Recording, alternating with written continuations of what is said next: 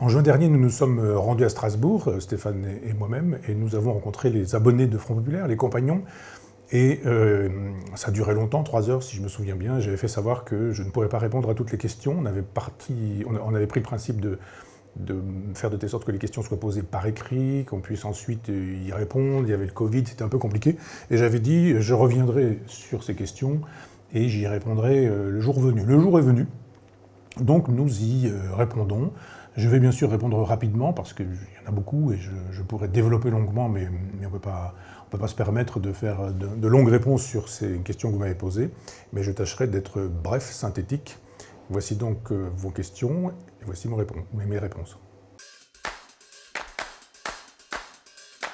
La Chine fait partie des pays qui, sur la planète, font de la politique, avec la Turquie, avec la Russie, avec, j'allais dire les États-Unis, mais les États-Unis de moins en moins, alors que l'Europe ne fait pas de politique. L'Europe, elle gère le petit capital qui est le sien. On a l'impression de retraités en bout de course qui veulent faire fructifier leur petit portefeuille. Enfin, l'Europe n'existe plus dans la course mondiale. Elle obéit à tout et à n'importe quoi, au marché. Il s'agit de faire de telle sorte que l'Europe soit une espèce d'appendice des États-Unis, et les appendices eux-mêmes ne se portent pas, et les États-Unis eux-mêmes ne se portent pas forcément très bien. Donc, effectivement, les Chinois ont un projet, c'est celui dit des routes de la soie. C'est formidable, c'est de la soie, c'est plutôt les routes du fer, me semble-t-il. Il s'agit de mener un impérialisme de type nouveau. C'est pas un impérialisme casqué, armé, botté. Celui-ci, il est visible, on peut vraiment y résister militairement, ou du moins sur le principe de la résistance inaugurée par le général de Gaulle. Et là, la Chine nous a vraiment dit ce qu'elle voulait faire. Effectivement, elle veut dominer la planète. Elle est dans cette logique-là. Elle sait très bien que d'autres le souhaitent aussi, et que finalement, elle a les moyens, elle, de le faire parce qu'elle peut faire de la politique, la Chine, puisque c'est un régime dictatorial, tyrannique. On n'entend pas BHL ou Kouchner inviter à bombarder la Chine, mais elle est bien plus menaçante pour nos identités nationales, nos identités européennes, notre souveraineté nationale ou notre souveraineté européenne que d'autres menaces, réelles ou supposées. Donc oui, la Chine souhaite ce genre de choses, et nous ne faisons rien, nous laissons faire parce que nous n'avons pas les moyens de nous opposer à ce propos ou à ce projet. Il faudrait une volonté politique, il faudrait une identité politique, il faudrait une souveraineté nationale, européenne, et nationale et européenne, et nationale ou européenne et nationale, ce que je crois, les deux sont possibles. Ça n'est pas le cas pour l'instant, donc évidemment la France va faire comme les vaches, elle va regarder les trains passer. Je vois mal qu'on puisse ne pas la soutenir parce que c'est la seule énergie non polluante, d'une certaine manière, d'un point de vue du carbone, puisque le carbone, on le raconte tous les matins, matin, midi et soir, c'est vraiment ce qui pollue notre planète, c'est ce qui contribue au réchauffement climatique, etc., etc. Alors évidemment, on ne peut pas avoir le beurre et l'argent du beurre en disant c'est une énergie parfaite et il n'y a aucun danger à cette énergie-ci. Il y a des dangers, on le sait bien, il y a des déchets nucléaires, il y a des retraitements de déchets nucléaires, je le sais bien, je suis en Normandie et Flamanville, c'est dans l'Anche, et on connaît très bien ces choses-là depuis des années. Il y a de l'enfouissement, cette stratégie me paraît assez défendable. On peut imaginer vraiment que quand on est très en profondeur et dans des couches géologiques et qui préservent les déchets nucléaires qui eux-mêmes ont été vitrifiés, on a pris le maximum de précautions pour faire de telle sorte que cette énergie polluante ne pollue pas plus que ça. Il y a juste des déchets qui sont entreposés. Et on sait aujourd'hui qu'on a des déchets de poubelle qui sont entreposés, et ça n'empêche pas les gens de consommer des yaourts, des bouteilles, des jus de fruits dans des bouteilles en plastique. Et on sait très bien qu'on produit des déchets et que la production des déchets n'induit jamais la disparition de la consommation. Donc il y a des déchets nucléaires. On peut imaginer que le principe d'enfouissement est tout à fait sûr, et que, à défaut, si ça n'est pas l'énergie nucléaire, ce sont les éoliennes ou les énergies remplaçables ou les énergies dites douces, et on sait que ça ne fonctionne pas. On sait que c'est cosmétique, que c'est juste pour obtenir les 5 ou 10% de gens qui sont soucieux de la planète et qui font un vote plutôt vert, mais on sait bien, on l'a déjà dit beaucoup à Front Populaire, que les éoliennes sont polluantes, très polluantes, que les énergies ne sont pas obtenues par l'éolien ne sont pas susceptibles d'être stockées. Donc quand on manque d'énergie, quand on en a besoin, il fait chaud l'été, il faut des climatisations, il fait froid l'hiver, il faut des chauffages, et bien à ce moment-là, on sollicite quoi? On sollicite les centrales nucléaires. Donc les éoliennes n'existent que parce qu'il y a des centrales nucléaires, sinon ce ne serait pas possible ou pas pensable. Donc bien sûr, il faut défendre l'énergie nucléaire et arrêter cette espèce de vieux prurite gauchiste des années 70 du genre le nucléaire c'est le militaire, c'est la société disciplinaire, c'est la société totalitaire, autoritaire. Ça c'est bien, c'est un discours qui se tenait il y a 50 ans. Je pense qu'aujourd'hui, l'autorité, la dictature, la tyrannie ont moins à voir avec les centrales nucléaires qu'avec les GAFAM. Ça, je ne peux pas vous dire, parce que, du moins, ce que je peux vous dire, c'est que si j'avais 30 ans, je ne penserais probablement pas ce que je pense aujourd'hui, parce que je ne serais pas devenu ce que je suis devenu, parce que le système ne m'aurait pas permis à 30 ans de devenir ce qu'à 30 ans j'étais, parce qu'il y avait un système qui rendait possible aux fils de pauvres, ce qui était mon cas, de se sortir du milieu qui était le leur, parce qu'il y avait l'école, parce que le travail était susceptible d'être récompensé, parce qu'on était dans une autre civilisation ou une autre culture. Donc on n'est plus dans cette configuration-là. Je ne vais pas dire que je vous plains, mais je veux dire c'est difficile d'avoir 30 ans ces temps-ci, je dirais. Trouver du temps pour soi, pour travailler, pour se former, des lieux d'intelligence, de réflexion. C'est pas très facile, donc je le vois tous les jours. Donc je peux comprendre que vous ayez d'autres perspectives que les miennes. C'est presque, je veux dire, le privilège de l'âge. Je préférerais ne pas l'avoir et avoir le vôtre d'âge. Mais je conçois que vous puissiez ne pas vous résigner à ce que vous appelez mon pessimisme, que j'ai plutôt tendance à appeler mon réalisme, parce que le pessimiste voit le pire partout. Moi, je ne vois pas le pire partout. Je vois que dans votre génération, il y a plein de gens qui font des choses formidables. J'en reparlerai, mais je viens de lire le livre de Gaspard Koenig qui raconte son voyage sur les traces de Montaigne, et il raconte lui aussi combien il a vu des gens formidables, des jeunes de votre âge, qui font des choses, qui agissent, qui sont dans la coopérative, dans la mutualisation, qui savent bien que l'État ne va pas résoudre leurs problèmes, que l'Europe ne va pas résoudre leurs problèmes, et que là où on est, on peut déjà faire une espèce de révolution. Donc je pense que j'ai beaucoup dit de bien de Proudhon, j'en dis toujours, mais que le temps est venu du proudhonisme, c'est-à-dire justement de la coopération, de la mutualisation, et du travail individuel en réseau, avec des individus avec lesquels vous pouvez travailler. Et là, pour le coup, vous pouvez, on dirait bricoler dans l'incurable, mais faire des choses en attendant que le bateau coule. Oui, le bateau coule, ça paraît évident qu'on n'a pas les moyens de lutter contre l'impérialisme chinois en matière de production des biens, par exemple, et qu'il y a un moment donné où, avec cette Europe comme elle fonctionne, eh bien, on va continuer à importer des viandes qui vont être fabriquées n'importe comment à l'autre bout du monde. Là, on ne parle pas de traces carbone, on n'en a rien à faire de donner à manger à nos enfants des viandes qui viennent d'Amérique du Sud. Ça ne prend pas l'avion, ça ne prend pas le bateau, il n'y a pas de traces carbone, tout ça est formidable. Moi, je pense que le paradigme nouveau, c'est vous, à votre âge, avec votre formation. Vous pouvez vous mettre en réseau, vous pouvez fabriquer la coopérative et la mutualisation telle que Proudhon les proposait, mais évidemment avec les moyens du bord d'aujourd'hui. Donc oui, notre civilisation disparaît, mais c'est pas parce que la civilisation disparaît que les hommes disparaissent ou que la société disparaît. L'Égypte a été dominante, la Grèce a été dominante, Rome a été dominante. Aujourd'hui, l'Égypte ne domine plus grand-chose, la Grèce ne domine plus grand-chose, et Rome en tant que telle ne domine plus grand-chose. Et pourtant, il y a encore des Romains, il y a encore des Égyptiens, il y a encore des Grecs. Et ça continuera, bien sûr, mais ça continuera sans grandeur, sans puissance. Nous avons eu un temps de grandeur, un temps de puissance. On n'a pas appelé le grand siècle par hasard grand siècle, 17e. Il y a eu un grand moment de puissance, c'est plus le cas. Donc cette civilisation va disparaître, mais dans cette configuration géographique qui est la nôtre, vous, à votre âge, vous avez la possibilité justement d'incarner une autre façon de faire de la politique, pas jacobine, pas étatiste, pas centralisée, mais justement, comment pourrait-on dire, girondine, j'ai beaucoup dit ça, mais il faudrait que je m'explique un peu sur ce sujet, mais provinciale, disons-le comme ça, dans les provinces, là où vous êtes, local. Le localisme, ça m'intéresse. Le départementalisme ou le régionalisme, ça m'intéresse. Le provincialisme, ça m'intéresse. Le pouvoir doit être là où les gens sont compétents. Et vous avez des compétences, et l'exercice de ces compétences doit faire l'économie des technocrates, des bureaucrates et des politiciens.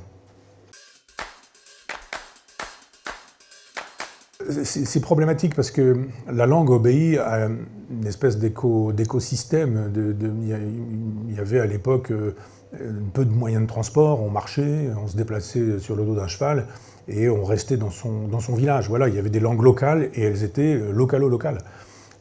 Les Corses, par exemple, j'ai quelques amis corses qui m'avaient expliqué qu'entre le nord de la Corse et le sud de la Corse, on ne parle pas le même Corse. et qu'on a fabriqué un Corse de manière jacobine. On a dit, allez hop, on va vous faire un Corse national d'une certaine manière. Et c'est la même chose avec les parlers bretons, parce qu'il n'y a pas un parler breton. Donc quand l'écosystème qui rend possible des langues locales disparaît, c'est difficile de faire de telle sorte que les langues locales puissent durer encore et à nouveau. C'est quoi le but? Qu'est-ce qu'on veut? Les 3/4 du vocabulaire récent relèvent d'un vocabulaire plutôt anglo-saxon. Le computer, enfin l'ordinateur, la souris, le clavier. Comment est-ce qu'on dit souris, clavier, ordinateur en corse ou en occitan ou en breton, par exemple?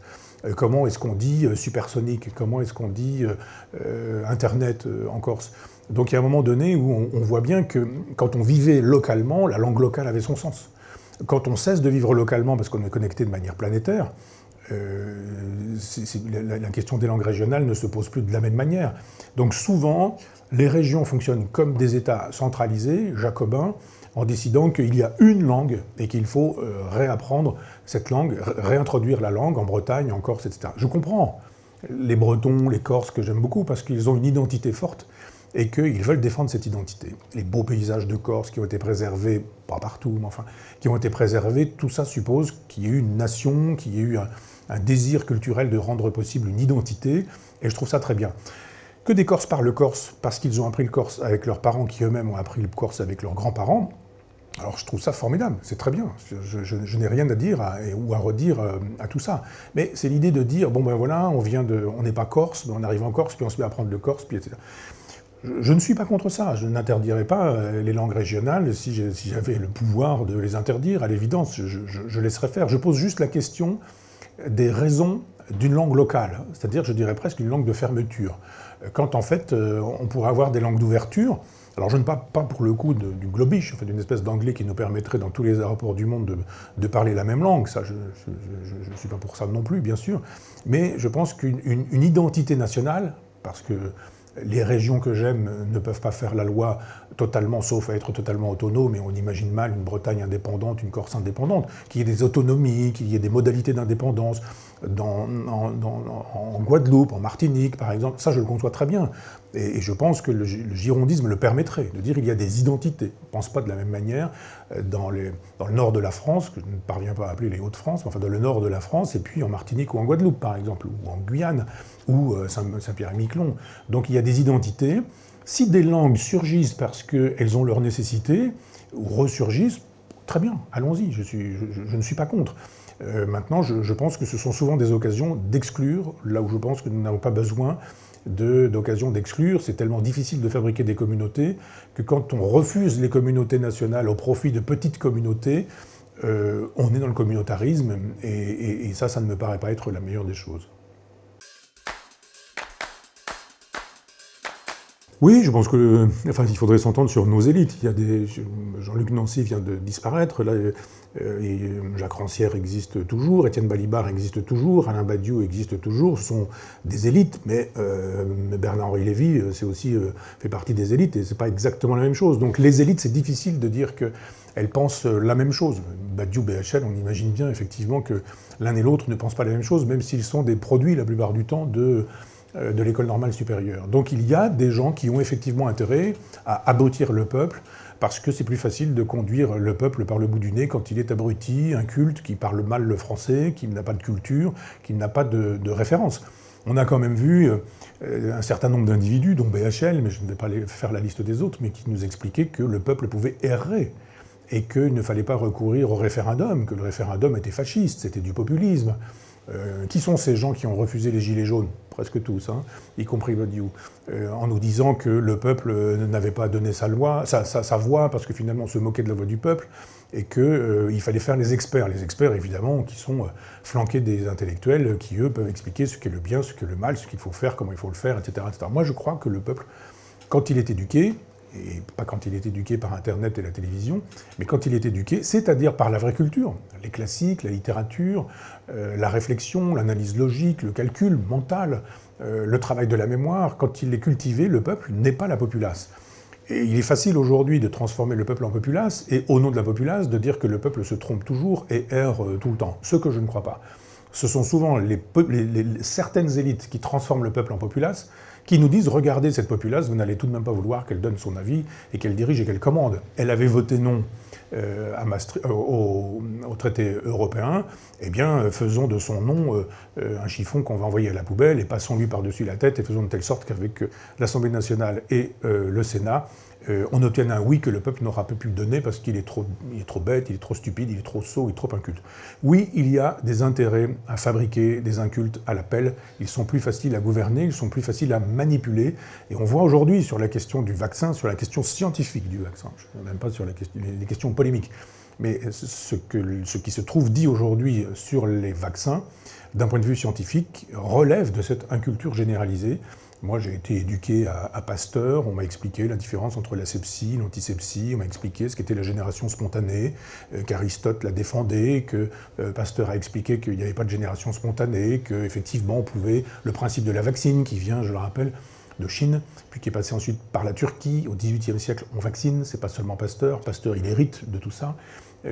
Tout ça était enseigné à l'école, et quand on enseignait ces choses-là à l'école, eh bien, le problème, c'était pas de croire ou de ne pas croire, c'était de savoir qu'effectivement, c'était ainsi, exactement de la même manière que la Seine coule à Paris ou que le Rhône coule dans telle ou telle ville. Donc c'était des données objectives que personne ne contestait parce que c'était incontestable. Aujourd'hui, on conteste que la Terre soit ronde, on conteste que la nuit fasse nuit, que le jour il fasse jour, que les vaccins puissent soigner, puisqu'on ne dit même pas que les vaccins ne soignent pas, on dit qu'ils tuent.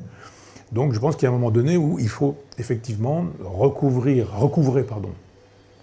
la raison, et puis dire à tous ces gens qui veulent nous rendre incultes, à tous ces gens qui veulent nous rendre incultes, qu'ils n'y parviendront pas et qu'on continuera à résister en lisant les comédies de Molière, en lisant les Fables de La Fontaine, en lisant les Rougon-Macquart, en lisant Les Misérables de Victor Hugo. Je vous invite à lire, à relire et à lire encore ce chef-d'œuvre, parce qu'effectivement, plus nous serons incultes, plus il sera facile à quelques-uns de commander, de piloter, de fabriquer un État total et planétaire dans lequel les individus ne compteront plus pour grand-chose.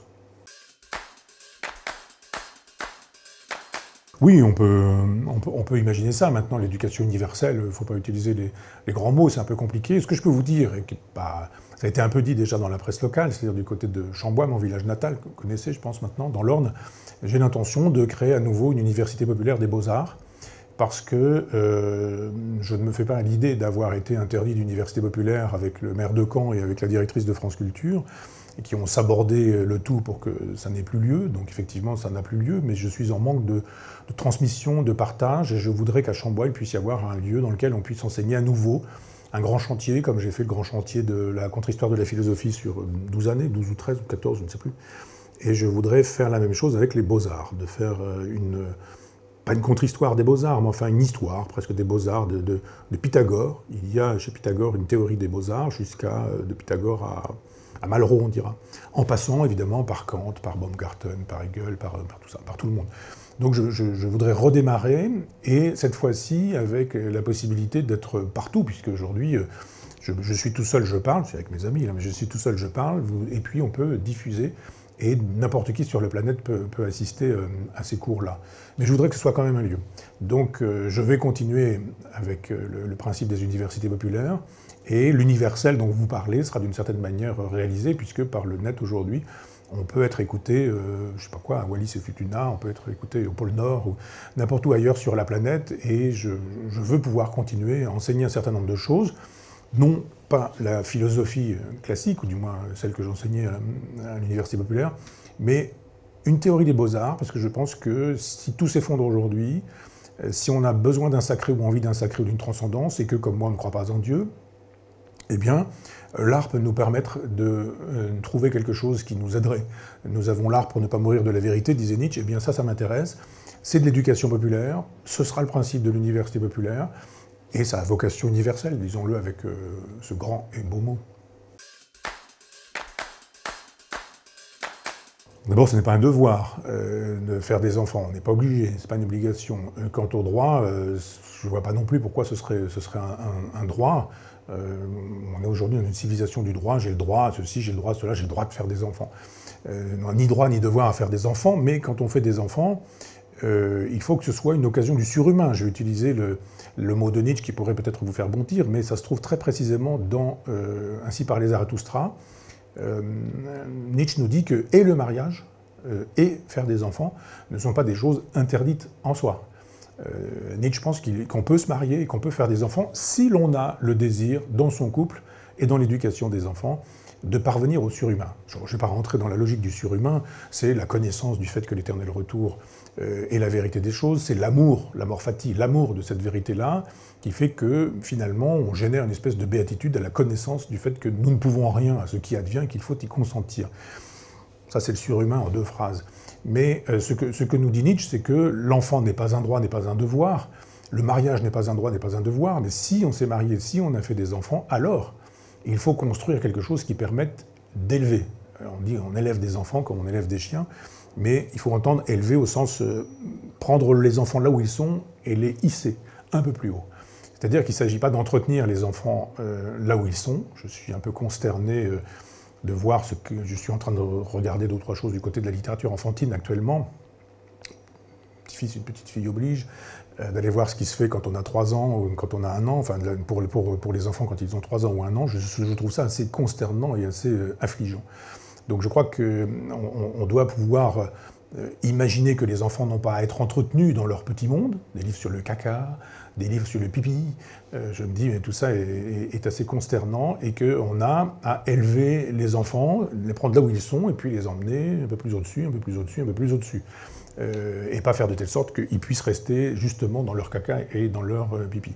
Donc le principe d'éducation, c'est de dire oui, je suis un père, je suis une mère aussi, c'est-à-dire j'en sais plus que toi, tu n'es pas mon copain, tu n'es pas mon pote, tu es mon fils, tu es ma fille, et je suis là pour t'aimer, pour t'aider, et pour te dire le bien, le mal, le vrai, le faux, ce qu'on fait, ce qu'on ne fait pas, la ligne rouge, la ligne continue, la ligne discontinue, ça peut se franchir, ça ne se franchit pas, ça c'est interdit de franchissement, ça se dit, ça se dit pas, ça se négocie, ça ne se négocie pas. Faire de telle sorte qu'il y ait la loi. Après, ça vaut ce que ça vaut, mais je pense que c'est mieux que le nihilisme. Je pense que l'absence de père, l'absence de mère, l'absence de couple, l'absence de foyer, l'absence de direction dans une éducation ou dans un couple, c'est le nihilisme et que c'est terrible, c'est la pire des choses. Les enfants sont perdus, on ne les aide pas à avoir une identité. L'idéologie woke invite même aujourd'hui à faire de telle sorte qu'on puisse troubler leur identité, leur dire à un petit garçon qu'il n'est pas un petit garçon, une petite fille qu'elle n'est pas une petite fille, que si le petit garçon veut devenir une fille, il en a le droit, que si la petite fille qui était le petit garçon a envie de redevenir un petit garçon, il ou elle en a aussi le droit. Je ne pense pas que ce soit vraiment aider les enfants que de leur dire, là où tu es troublé dans ton identité, je vais t'aider à être plus troublé encore. Je trouve ça criminel. Et je trouve que les parents ont à aider. Alors rien n'interdit qu'après 25 ans, 30 ans, des enfants puissent avoir envie de changer de sexe. Ça, je le conçois tout à fait, mais pas à 4 ans. Quand une petite fille de 8 ans arrive au Cortés, donc en Espagne, en me disant que depuis l'âge de 4 ans, elle a envie de changer de sexe, je me dis, alors là, interroger les parents, plutôt qu'applaudir cette petite fille.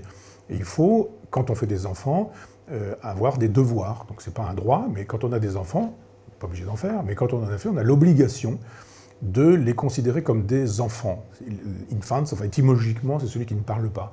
Eh bien, les enfants, on leur invite à parler. Personne ne dit laissez les enfants au lit, comme ça, dans leur couche, et puis dans leurs excréments, ne leur parlez jamais, ne les nourrissez pas, la nature c'est formidable. Non, un enfant c'est un être culturel, et cet enfant il n'existe que parce qu'on le nettoie, on le lave, on le lange, on lui parle, on le regarde, on le chatouille, on le cajole, on lui apprend à parler, on s'occupe de lui, on fait de telle sorte qu'il n'est pas trop froid, qu'il n'est pas trop chaud, qu'il puisse dormir, etc. Et c'est très bien, j'ose espérer qu'on ne viendra jamais à renoncer à ces choses-là. Eh bien, c'est la même chose avec l'intelligence, c'est la même chose avec la culture, c'est la même chose avec le regard sur le monde. On doit ces choses-là aux enfants comme on leur doit le gîte et le couvert, disons-le comme ça.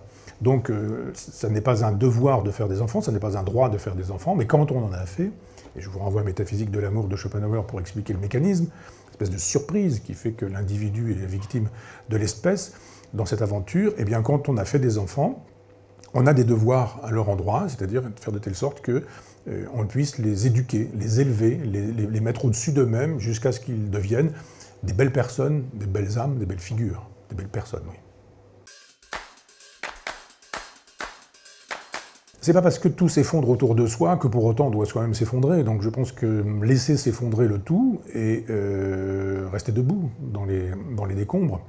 Je travaille un petit livre sur Saint-Augustin, sur une méditation sur les sermons sur la décadence de Saint-Augustin. sur la décadence par Saint-Augustin. Et il y a une peinture que j'adore, enfin un peintre auquel j'ai consacré un livre qui s'appelle Mansu Desiderio, ce sont deux peintres d'ailleurs qui ont un même nom, et on voit une toute petite toile très bitumée, très noire, et on voit un paysage de ruines et un petit Saint-Augustin qui est là sur la plage. Et j'adore cette peinture, j'adore cette œuvre, parce qu'effectivement, quand tout s'effondre, ou tout s'est effondré, ce qui est notre cas, on peut rester droit et debout. Saint-Augustin est dans les ruines, il ne sait pas que ce qui se reconstruira dans cette ville, ça va être l'Occident dont il va fournir les bases idéologiques, spirituelles, métaphysiques, ontologiques, etc., avec la cité de Dieu. Il ne le sait pas, mais il est en train de le faire. Et je pense que dans un paysage de ruines, rien n'interdit, d'ailleurs je dirais même tout oblige, rien n'interdit à ce qu'on soit debout, à ce qu'on soit droit et qu'on dise « la décadence ne passera pas par moi. Je ne serai pas un instrument de cette décadence. Continuez à détruire si vous voulez, mais moi je ne serai pas de ceux qui détruisent. Je défendrai un certain nombre de bonheurs qui ont été les bonheurs de l'amour, de l'amitié, de la tendresse, de la culture, de la lecture, de la musique, des bons vins, des bonnes nourritures, des bonnes cuisines, des belles peintures, des opéras magnifiques, des sourires extraordinaires, des croisements de désir et de plaisir, un certain nombre des plaisirs qui fabriquent l'existence. Eh bien, défendons ça, tout ça est construit sur une civilisation. Toutes les civilisations ne défendent pas ce type de mode de vie, je le rappelle, c'est quand même important de le savoir. Ça ne se passe pas comme ça forcément en Chine, ça ne se passe pas forcément comme ça dans l'Afghanistan d'aujourd'hui, ou dans la Turquie, ou l'Arabie Saoudite, ou un certain nombre d'endroits sur la planète, ou dans le Maghreb. J'ai eu toutes les peines du monde un jour, d'ailleurs je n'y suis pas parvenu, quand je suis allé sur les traces de Camus en Algérie, à dire que j'aimerais bien manger un poisson grillé sur ces plages que connaissait Camus, en buvant un petit vin frais, un petit vin blanc frais, etc. On m'a dit, oubliez, un petit vin blanc frais sur une terrasse, ça n'existe pas à Alger. Et puis, des plages sur lesquelles vous pourriez voir des gens semi-dénudés, ça n'existe pas non plus. Si en revanche vous voulez une petite bière, on peut vous trouver ça dans un quartier où il y aura un café. Vous pourrez peut-être manger votre poisson avec une petite bière tiède au fond, en vous cachant après qu'on ait tiré un rideau. Donc, toutes les civilisations ne se valent pas. Et la civilisation judéo-chrétienne, qui est la mienne, même si je ne crois pas en Dieu, eh bien, cette civilisation, il faut la défendre. Si on la défend, laisser les murs s'effondrer avec tous les partisans de la déconstruction, du wokisme, de la cancel culture, etc. Mais vous, au moins, vous pouvez dire que ça ne passera pas par vous, ça s'appelle résister.